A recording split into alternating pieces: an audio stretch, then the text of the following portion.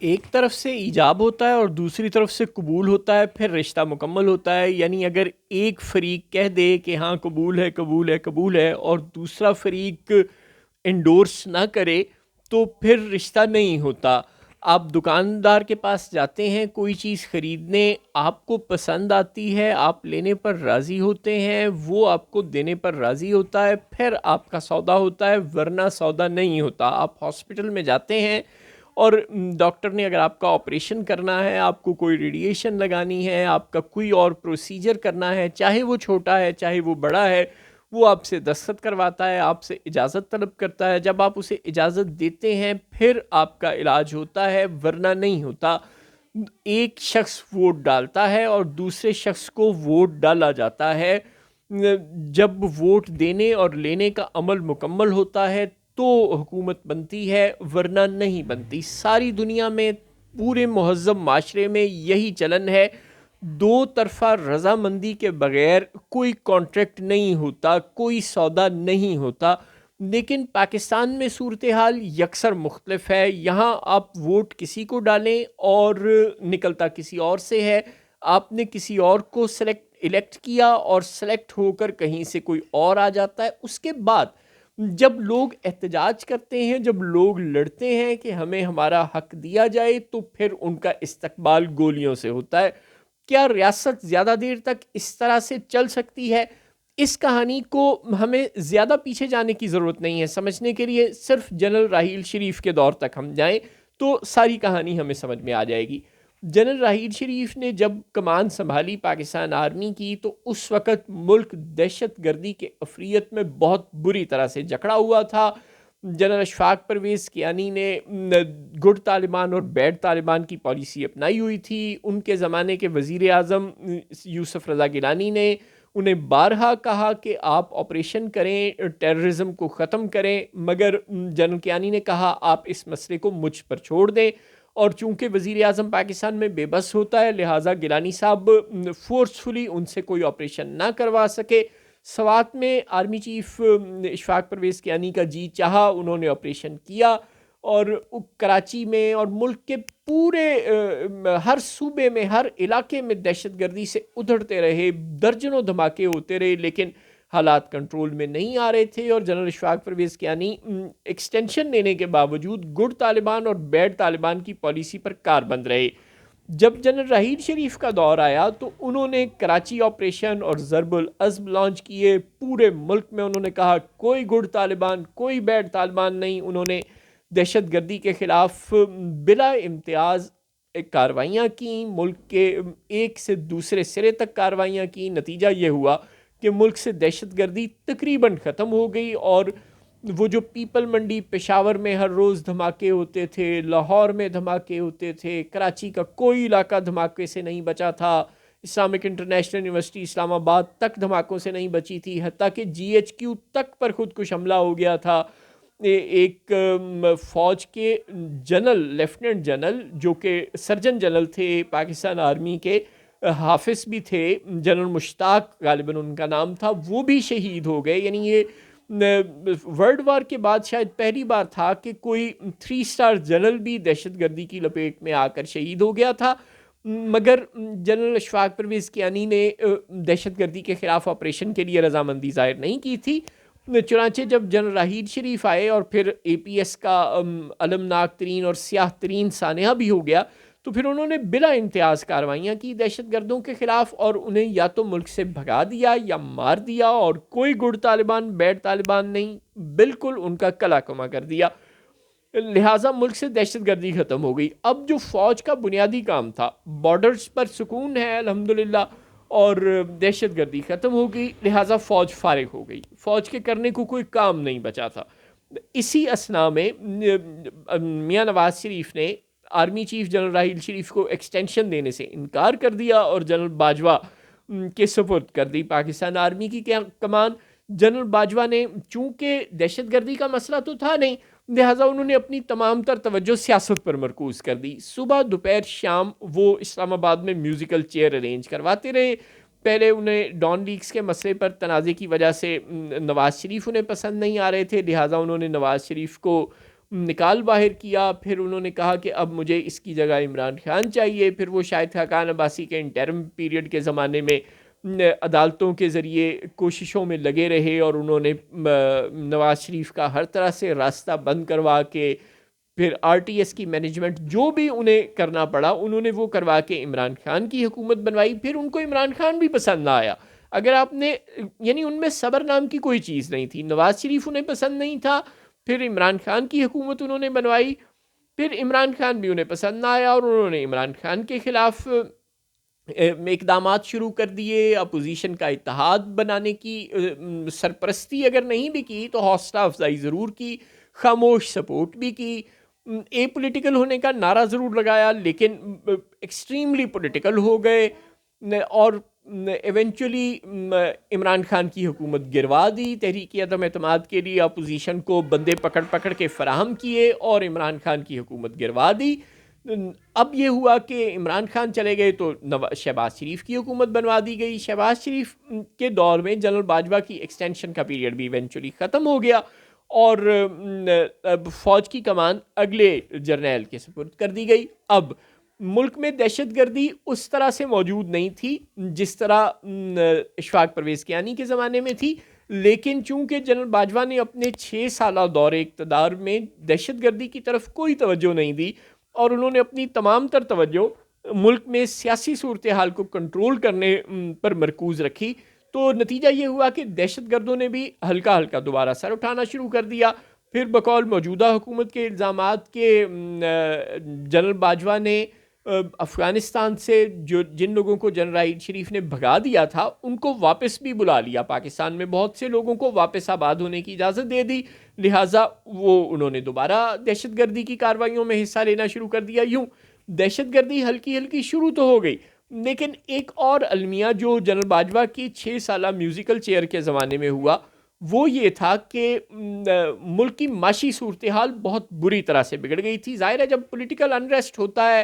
اور ایک حکومت آپ گراتے ہیں, پھر دوسری حکومت گراتے ہیں, پھر تیسری گراتے ہیں, پھر چوتھی گراتے ہیں, پھر پانچویں گراتے ہیں, تو اس کے نتیجے میں 6 سال میں جنرل باجوہ کے دور میں پہلے نواز شریف وزیر اعظم تھے, پھر شاہد خاقان عباسی وزیر اعظم بنے,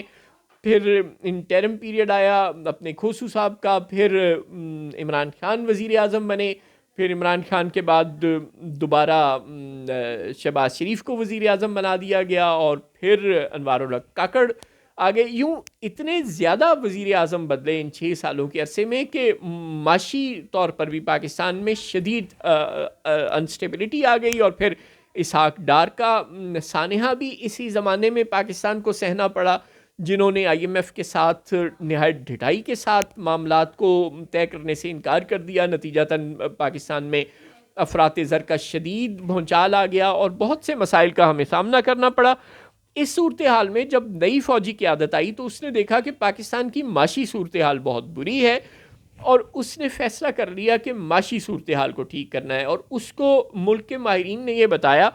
کہ معاشی صورتحال کی خرابی کی بنیادی وجہ یہ ہے کہ ملک میں پولیٹیکل انریسٹ ہے. لہٰذا ایک تو موجودہ فوجی قیادت نے یہ فیصلہ کر لیا کہ ملک میں پولیٹیکل انریسٹ نہیں آنے دینا, 100% ملک میں اس قیادت کی یکسوئی رکھنی ہے. انہوں نے شہباز شریف سے حکومت لے کر 6 مہینے کاکڑ دور کے بعد شہباز شریف ہی کو دوبارہ حکومت سونپنے کا فیصلہ کیا, وہ بھی انہوں نے کر لیا. اس دوران انہوں نے عوام کے مینڈیٹ کو, عوام کی مرضی کو تو کچلا ہی کچلا, لیکن ساتھ انہوں نے ڈالر ہولڈ کرنے والوں کو بھی کچلا, انہوں نے اسمگلرز کو بھی کچلا. یوں انہوں نے ملک کی معاشی صورتحال بہتر بنائی, انہوں نے تاجروں کے ساتھ ڈیل کیا, انہوں نے جو ہمارے ڈونر ممالک اور ایجنسیاں ہیں ان کے ساتھ ڈیل کیا, انہوں نے پاکستان میں معاشی صورتحال کے تسلسل کی یقین دہانی کرائی, تاجروں کو بھی, دوست ممالک کو بھی, اور قرض دینے والی ڈونر ایجنسیوں کو بھی, اور بالخصوص ملک کے اندر موجود بزنس کمیونٹی کو بھی, جس کے نتیجے میں آج پاکستان کی اسٹاک ایکسچینج کی صورتحال بہت بہتر ہے, جس کے نتیجے میں آج پاکستان میں افراط زر کا مسئلہ نہیں ہے, جس کے نتیجے میں آج پاکستان میں کاروباری طبقے کو شدید لانگ مارچز کے باوجود بھی یہ حوصلہ ہے کہ ملک میں معاشی صورتحال نہیں بگڑے گی. لیکن ہوا یہ کہ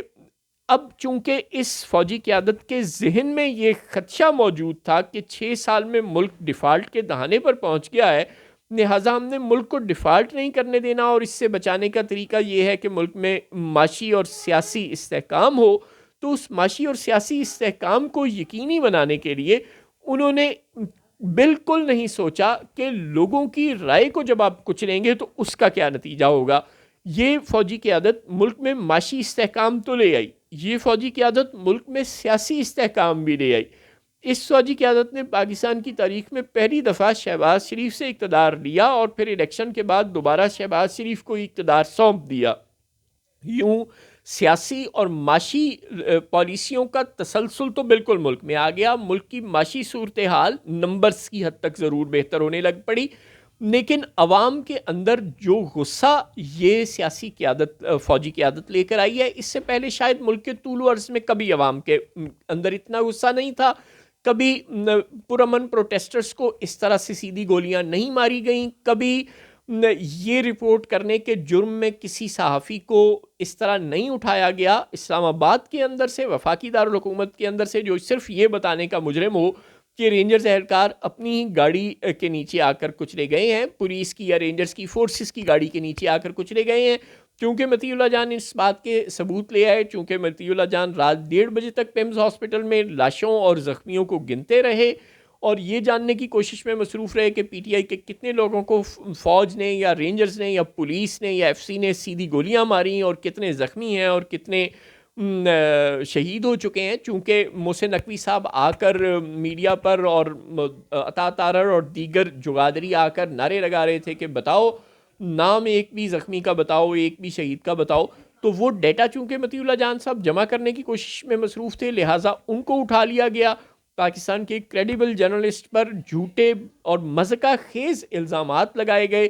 اور صرف اس کوشش میں مصروف ہے اس وقت ملک کی فوجی قیادت کہ کسی طرح پاکستان میں معاشی استحکام رکھنے کے لیے سیاسی استحکام لایا جائے، چاہے اس کے لیے عوام کی رائے کو کچل دیا جائے۔ اب جو ذہن میں اس قیادت کے موجود ہے، جو فرائڈ کہتا ہے کہ بچپن کے ناآسودہ تجربات لاشعور میں چلے جاتے ہیں اور شخصیت کے بگاڑ کا باعث بنتے ہیں، جو ذہن میں خدشہ ہے اس فوجی قیادت کے، شاید وہ اس کی بدنیتی پر مبنی نہیں ہے، اس کی نیت یا اس کی سوچ یہ ہے کہ جنرل باجوہ کے دور میں جس طرح ملک ڈیفالٹ کے دہانے پر پہنچ گیا تھا پولیٹیکل انسٹیبلٹی کی وجہ سے، تو اگر اب ہم نے ملک میں پولیٹیکل انسٹیبلٹی آنے دی، ایک کے بعد دوسری حکومت کو بدلنے دیا، تو ملک کی معاشی صورتحال بگڑ جائے گی، اور ملک ڈیفالٹ کر گیا تو بہت برا حال ہو جائے گا۔ ایٹمی قوت ڈیفالٹ کر جائے تو پھر زندگی کیسے گزرے گی؟ پاکستان کا حال فلسطین جیسا ہو جائے گا۔ لہٰذا اس خدشے کو ایوائڈ کرنے کے لیے اپنے ہی لوگوں پر گولیاں برسانی شروع کر دی گئی ہیں، اپنے ہی لوگوں کے مینڈیٹ کو کچلنا شروع کر دیا گیا ہے۔ کیا بنگلہ دیش کا سبق ہم نے نہیں سیکھا؟ اس وقت بھی ہم اپنے ہی لوگوں کے خلاف فوجی آپریشن کر رہے تھے۔ بلوچستان ٹھیک ہے پاکستان کا حصہ ہے، اور خدا کرے کہ ہمیشہ پاکستان کا حصہ رہے، اور جو ہمارے بلوچ بہن بھائیوں کے دلوں میں ہمارے خلاف غصہ ہے وہ اللہ کرے کہ ختم ہو جائے، اور آپس کی رنجشیں ختم ہو جائیں، اسلام آباد اور کوئٹہ کے تعلقات پھر سے اچھے ہو جائیں اور وہ یکجان دو قالب ہو جائیں۔ لیکن آج اگر ہندوستان کو یہ موقع ملتا ہے کہ وہ امریکہ میں اور یورپ میں فری بلوچستان کے بینرز اور پوسٹرز لگوا سکے اور اشتہارات لگوا سکے، تو وہ ہماری ہی نااہلیوں کی وجہ سے ملتا ہے، کیونکہ ہم نے اپنے بلوچ بہن بھائیوں کے ساتھ مسلسل فوجی آپریشن کا رویہ روا رکھا ہوا ہے۔ وہ بات کرتے ہیں تو ہم ان کے خلاف فوجی آپریشن شروع کر دیتے ہیں، ہم انہیں اپنے وسائل پر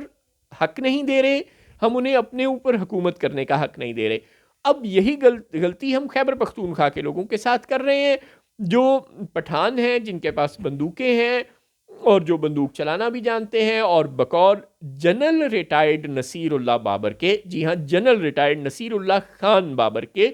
کہ پٹھانوں سے اچھی گولی چلانی کسی کو نہیں آتی۔ لہٰذا فوج کی قیادت کو اس بات کو سمجھنا چاہیے کہ اگر آپ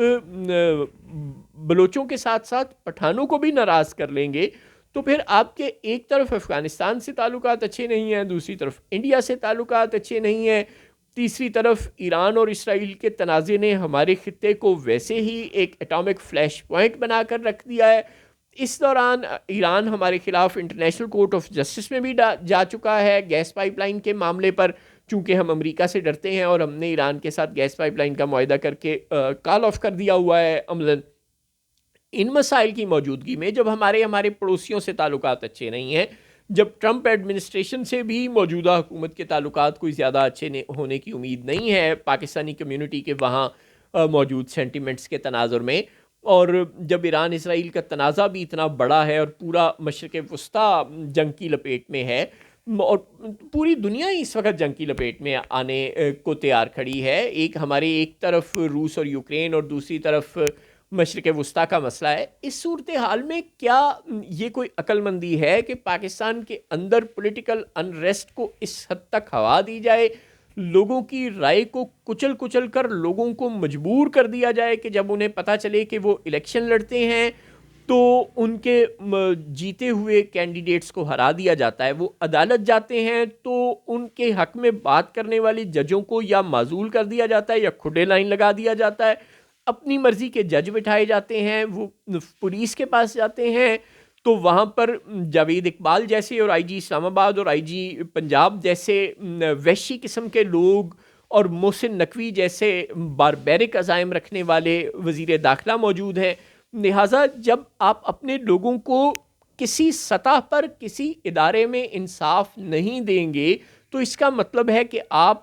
معاشی استحکام لانے کے شوق میں ملک میں ایک ایسے شدید سیاسی استحکام کو ہوا دے رہے ہیں کہ جو شاید لیڈر لیس پروٹیسٹ پر منتج ہوگا۔ یہ مت بھولیں کہ جو کراؤڈ اسلام آباد آیا تھا قطع نظر اس بات کے کہ اس کی تعداد 80,000 کی تھی یا 40,000 کی تھی، وہ جتنے بھی لوگ تھے بہرحال بڑی تعداد میں لوگ تھے، وہ پہلے ہی اپنے لیڈر یعنی کہ علی امین گنڈاپور پر شدید عدم تحفظ کا اظہار کر رہے تھے، اور عمران خان پہلے ہی جیل میں ہے، اس کراؤڈ کو کنٹرول کرنے والا کوئی نہیں ہے۔ مت بھولیں کہ یہ لوگ سوائے عمران خان کے کسی کی بات نہیں سنتے، اور آپ اس کی بات ہے عمران خان کی بھی کوئی زیادہ نہیں سنتے، پٹھان ہے، خیر یہ لوگ عمران خان کی بات اگر نہیں سنتے اور گنڈاپور کو یہ کہتے ہیں کہ تم نے واش روم نہیں جانا، تم بھاگ جاؤ گے یہاں سے، اور بشرا بی بی کے جانے کے بعد یہ لوگ بشرا بی بی کو بھی برا بھلا کہہ رہے ہیں، باوجود اس کے کہ ان کے کنٹینر کو آگ لگ گئی تھی اور ان کا جانا بالکل جسٹیفائڈ تھا۔ ہمیں نہیں پتا یہ آگ محسن نقوی کے لوگوں نے لگوائی تھی یا یہ آگ پاکستان تحریک انصاف کے مشتعل کارکنان نے لگائی تھی یا کسی تھرڈ پارٹی سے تعلق رکھنے والے شرپسند نے لگائی تھی، لیکن جس نے بھی لگائی تھی وہ ایک خاتون تھیں، ایک نہتی خاتون تھیں، ایک ضعیف العمر خاتون تھیں، ان کے کنٹینر کو آگ لگ گئی، ان کا وہاں سے جانا ہی ٹھیک تھا۔ اس صورتحال میں جب پنجاب کی لیڈرشپ نہیں نکلی، ظاہر ہے پنجاب اور لاہور اور اسلام آباد میں 390 کلومیٹر کا فاصلہ ہے،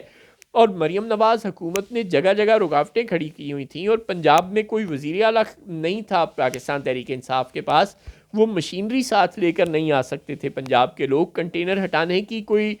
پٹھانوں جیسی ٹیکنیکس استعمال نہیں کر سکتے تھے، لہٰذا جب ایک طرف یہ صورتحال ہو کہ پنجاب میں پاکستان تحریک انصاف کے سیکرٹری جنرل سلمان اکرم راجہ شرمندہ ہو کر ریزائن کر رہے ہوں، وہ تک نہ نکلے ہوں، پورے پنجاب سے تحریک انصاف کی قیادت نہیں نکلی، صرف ایک صوبے سے، اور بلوچستان اور سندھ والوں کو عمران خان نے خود ریلیکس کر دیا تھا کہ آپ چاہیں تو نہ آئیں، صرف ایک صوبے خیبر پختونخوا سے اتنی بڑی تعداد میں اگر لوگ آتے ہیں اور آپ ان کو سیدھی گولیوں سے استقبال کرتے ہیں تو آپ کو کیا لگتا ہے کہ پھر ان کے بھی آپ کے متعلق سینٹیمنٹس وہی نہیں ہوں گے جو بلوچستان کے بہت سے ان لوگوں کے آپ کے متعلق سینٹیمنٹس ہیں جو پہاڑوں میں جا چکے ہیں؟ کیوں آپ جہالت کا مظاہرہ کر رہے ہیں؟ کیوں آپ نے بندوق ہی کو اپنا سب کچھ مان لیا ہے؟ کیوں آپ عوام کی رائے کو، عوام کی خواہشات کو کچل رہے ہیں؟ کیوں آپ انصاف کا بیڑا غرق کر رہے ہیں؟ نا انصافی پر مبنی ریاست نہیں چلا کرتی، یہ آپ کو سمجھ ہے۔ پاکستان کی اپنی تاریخ 71 کی تاریخ ہمارے سامنے ہے، بلوچستان کی اسلام آباد سے ناراضگی آپ کے سامنے ہے، اب آپ خیبر پختونخوا کے لوگوں کو اپنے سے ناراض کر رہے ہیں جن کے پاس بندوقیں بہت زیادہ ہیں اور جنہیں بندوقیں چلانی بھی آتی ہیں۔ آپ کو نہیں سمجھ آ رہی اس بات کی کہ ریاست ماں جیسی ہوتی ہے، ریاست کا کام لوگوں کے زخموں پر مرہم رکھنا ہوتا ہے، ریاست کا اور شہریوں کا ایجاب و قبول کا رشتہ ہوتا ہے، جیسے میاں بیوی کا ہوتا ہے۔ اگر میاں یا بیوی میں سے ایک شخص یعنی عورت یا اور مرد میں سے ایک شخص کہہ دے قبول ہے قبول ہے قبول ہے اور دوسرا نہ کہے، دوسرا کہہ دے کہ نہیں قبول نہیں قبول نہیں قبول، تو شادی نہیں ہوتی۔ اگر مریض اجازت نہ دے تو ڈاکٹر اس کا آپریشن نہیں کر سکتا۔ اگر دکاندار بیچنے پر تیار ہو اور خریدار خریدنے پر تیار نہ ہو تو سودا نہیں ہوا کرتا. بین ہی اگر عوام آپ کو یہ حق نہیں دے رہے کہ آپ گولیاں ماریں، یہ حق نہیں دے رہے کہ آپ شہباز شریف کی حکومت ان پر مسلط کریں، یہ حق نہیں دے رہے کہ آپ 26ویں آئینی ترمیم کریں، اور آپ زبردستی ان پر کبھی سکندر سلطان راجہ، کبھی امین الدین، کبھی شہباز شریف اور کبھی محسن نقوی مسلط کریں گے تو خوشی سے اپنی رسوائی گوارا ہو نہیں سکتی. گریباں پھاڑتا ہے تنگ جب دیوانہ آتا ہے. برائے مہربانی پاکستانی عوام کو اتنا تنگ نہ کریں کہ وہ وہی کچھ کریں جو 1971 میں ہوا تھا، یا وہ وہی کچھ کریں جو بلوچستان میں وہ لوگ کر رہے ہیں جو پہاڑوں میں جا چکے ہیں. ہوش کے ناخن لیں، اپنا تماشا دنیا کے سامنے خود نہ بنوائیں. یہ نہ ہو کہ آپ ملک کی معاشی صورتحال کو سنبھالتے سنبھالتے ملک کے اندر کوئی ایسی طوائف الملوکی یا کوئی ایسی خانہ جنگی کی صورتحال پیدا کر دیں کہ جس سے باہر نکلنا یا نکالنا پھر عمران خان اور فوجی قیادت اور شہباز شریف اور نواز شریف کسی کے حق میں بھی نہ ہو. پاکستان میں لیڈر لیس پروٹیسٹ کو ہوا نہ دیں. ڈریں اس وقت سے جب یہ لوگ بشرا بی بی اور علی امین گنڈا پور کے بھی کنٹرول میں نہیں ہوں گے اور یہ خود ہی کچھ ٹھان کے گھر سے نکل پڑیں گے. اور آپ انہیں مجبور کر رہے ہیں، ان کو ہر جگہ سے انصاف فراہم کرنے سے روک کر